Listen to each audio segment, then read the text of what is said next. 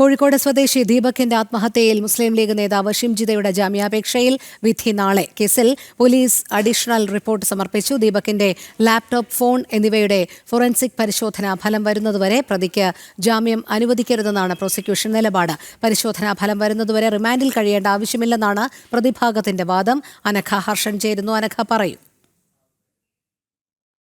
സമൂഹ മാധ്യമങ്ങളിലൂടെ ലൈംഗികാരോപണം എന്ന വീഡിയോ പ്രചരിപ്പിച്ചതിനെ തുടർന്നാണ് കോഴിക്കോട് ഗോവിന്ദപുരം സ്വദേശി ദീപക് ആത്മഹത്യ ചെയ്തത്. ഈ കേസിലെ പ്രതിയാണ് ഷിംജിത.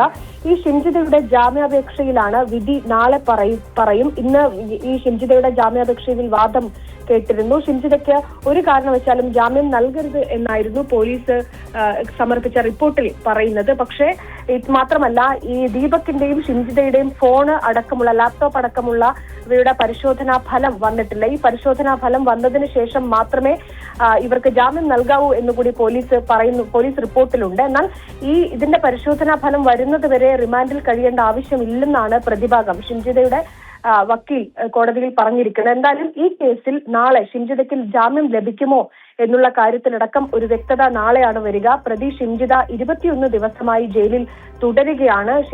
ഈ കേസിലാണ് ഇപ്പോൾ ഷിംജിതയുടെ ജാമ്യാപേക്ഷയിലുള്ള വിധിയാണ് നാളെ വരിക. എന്തായാലും ഈ കേസിൽ ഷിംജിത കൃത്യമായി തന്റെ ഫോണിൽ 7 വീഡിയോ ചിത്രീകരിച്ചിട്ടുണ്ടായിരുന്നു. ഈ വീഡിയോ എഡിറ്റ് ചെയ്താണ് സമൂഹ മാധ്യമങ്ങളിൽ പോസ്റ്റ് ചെയ്തിരിക്കുന്നത് എന്നുള്ള കാര്യം നേരത്തെ തന്നെ പോലീസ് സമർപ്പിച്ചതാണ്. മറ്റൊന്ന്, ഈ ഷിംജിത വീഡിയോ പോസ്റ്റ് ചെയ്തതിനെ തുടർന്നുള്ള മനോവിഷമത്തിലാണ് ദീപക് ആത്മഹത്യ ചെയ്തത് എന്നും പോലീസ് വ്യക്തമാക്കിയിട്ടുണ്ട്. മറ്റു കാരണങ്ങളൊന്നും ഈ ആത്മഹത്യയിലേക്ക് നയിച്ചിട്ടില്ല എന്നുകൂടി പോലീസ് വ്യക്തമായി ഈ റിപ്പോർട്ടിൽ പറയുന്നുണ്ട്. അങ്ങനെ നോക്കുമ്പോൾ ഷിംജിതയ്ക്ക് നാളെയും ജാമ്യം ലഭിക്കില്ല എന്നാണ് ഇതുമായി ബന്ധപ്പെട്ട വൃത്തങ്ങളിൽ നിന്ന് മനസ്സിലാക്കുന്നത്. രോഹിണി, ശരി, അനഘയാണ് വിവരങ്ങൾ നൽകിയത്.